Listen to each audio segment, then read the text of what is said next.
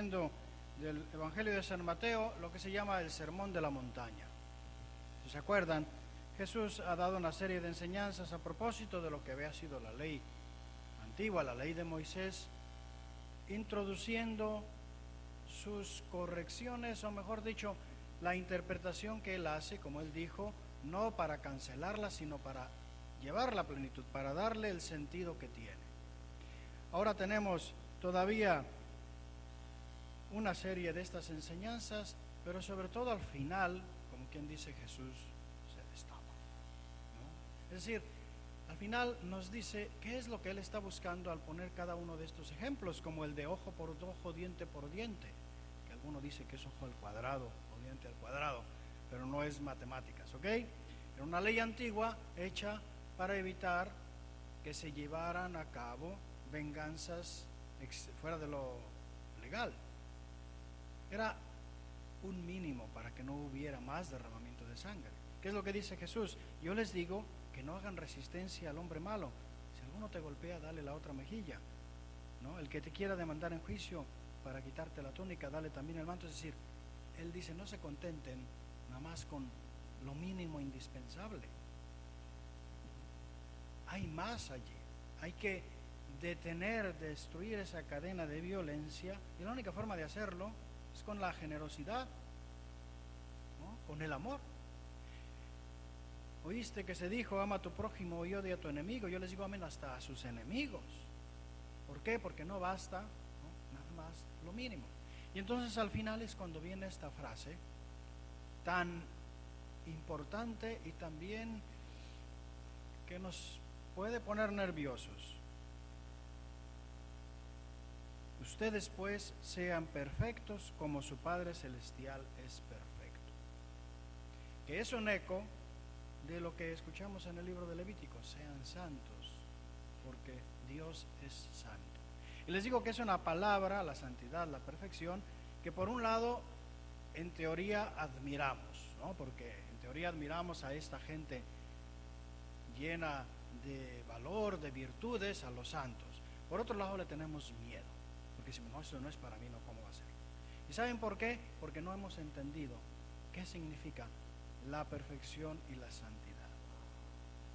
La perfección nos la imaginamos a veces como eso, ni una arruga, nada, ni una manchita, todo perfecto. Cuando caminas vas pero bien balanceado, ¿no? O sea, y por eso hay tanta gente perfeccionista que se está muriendo de ansiedad, ¿no? Porque si no está todo absolutamente bajo control, ya nos ponemos nerviosos.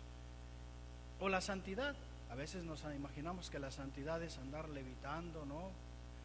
Grandes sacrificios, milagros impresionantes. Y fíjense lo que nos dice Jesús cuando dice, sean perfectos como su Padre Celestial es perfecto. ¿Qué es lo que ha dicho? ¿Qué significa perfecto aquí? Perfecto significa completo. Eso es lo que significa perfecto, ¿ok? Completo. Una vez que han hecho todo eso, ¿no? De llevar adelante los mandamientos y no quedarse en lo mínimo, la perfección está, la completez está ¿en qué?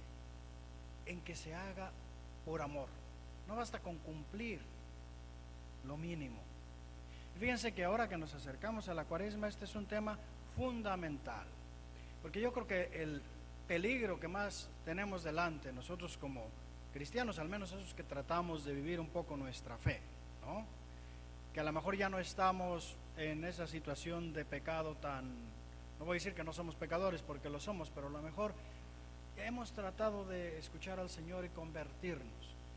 ¿Saben cuál es la tentación más grande y el peligro más grande? La mediocridad, la tibieza. El decir, pues ahí con que no se yo muy malo, ¿verdad? Ya con que ahí se va, como decían, ¿no? Ahí se va. Total, ¿quién se va a dar cuenta, no? El ir sobreviviendo. Ese es el peligro más grande para nosotros como cristianos, porque es ahí donde es bien fácil luego, claramente, volver a caer en el pecado, o simplemente no hacer lo que hemos sido llamados a hacer. Y no solo eso, hermanos, la grande falta de satisfacción interior que uno tiene cuando lleva una vida mediocre es terrible. Muchas veces esa depresión viene de allí, Una vida sin sentido, una vida en la que va uno sobreviviendo, más o menos sin ser muy malo, pero tampoco sin ser muy bueno por si acaso. El peligro precisamente de la mediocridad. Y eso es el punto sobre el que nuestro Señor nos pone en guardia. Y nos dice, ustedes, mis discípulos, no están llamados nomás a no ser malos. Ustedes tienen que buscar la perfección, la completez. ¿Y dónde se encuentra eso? En hacer las cosas por amor, en amor, en realmente entregarse hasta el fondo. Ustedes que son papás o que son maestros o que son catequistas, pero bueno, cualquiera que es educador, que tiene una cierta responsabilidad, cuando ves un niño o un muchacho que tiene la capacidad de sacar un 8, un 10 y se queda en el 6 porque no quiere trabajar, ¿cómo duele? ¿No? ¿Cómo duele? ¿Por qué? Porque dices, estás desperdiciándote. Pues eso es lo que básicamente Dios nos está diciendo a nosotros. No te quedes en el 6, aspira al 10. La cuestión es, aspirar al 10 no quiere decir necesariamente que todos absolutamente tengamos que llegar a ese 10 y de la misma manera, cada uno tiene diversas formas, pero el aspirar a él es importante. Aspirar a la perfección es necesario, porque si no, nos vamos a quedar en el, ¿no? La mediocridad es como cuando ustedes están nadando en un río contracorriente.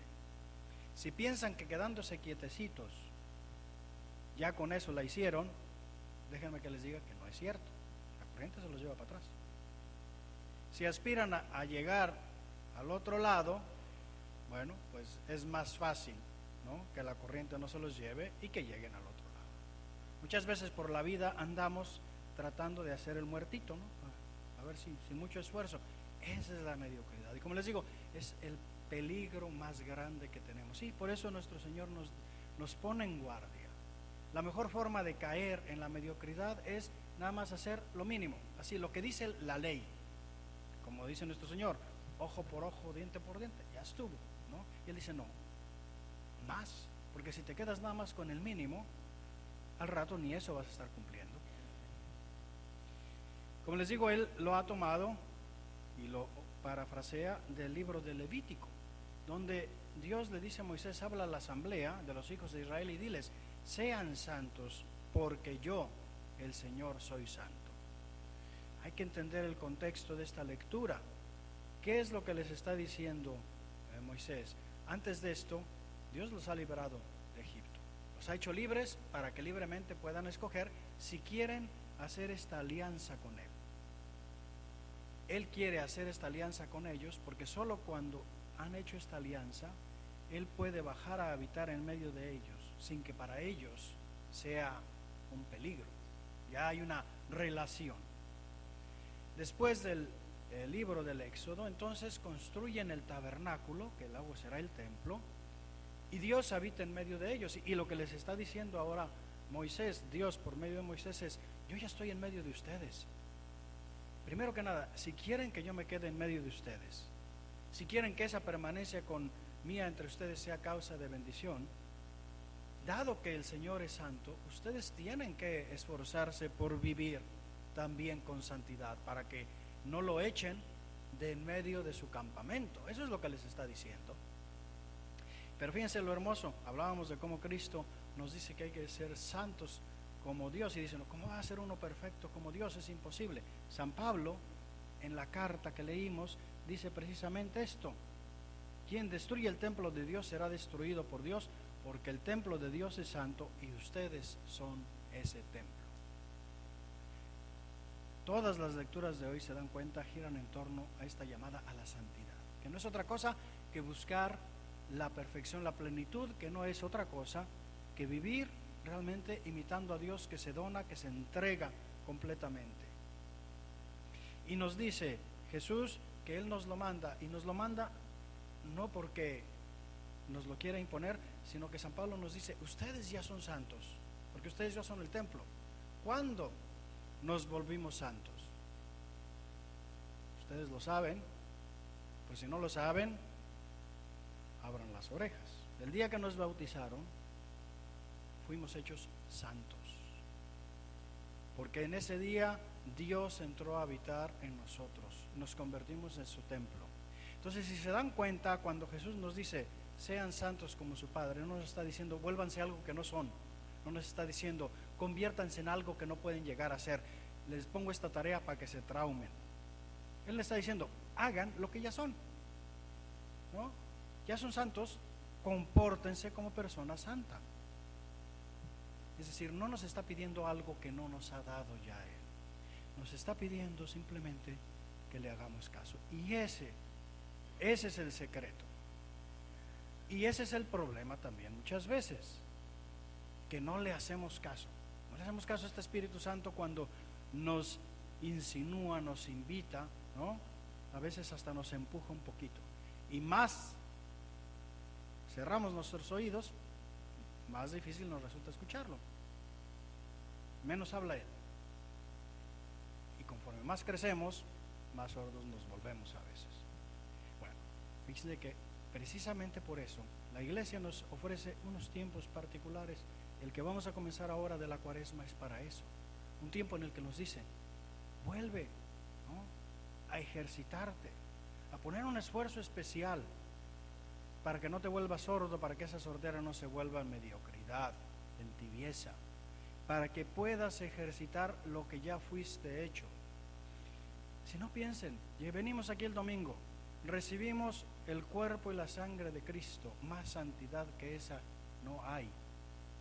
Si la recibimos nosotros en disposición de gracia, más santificación que esa no hay. ¿De qué se trata? De vivir de acuerdo con ella. Ya tenemos esa capacidad. Es como les digo, el niño, el muchacho que tiene capacidad para 10, pero se contenta con el 6. Nosotros cuando hemos sido bautizados, Dios nos ha dado la capacidad para el 10. Cada uno a su manera, pero para el 10, ¿no?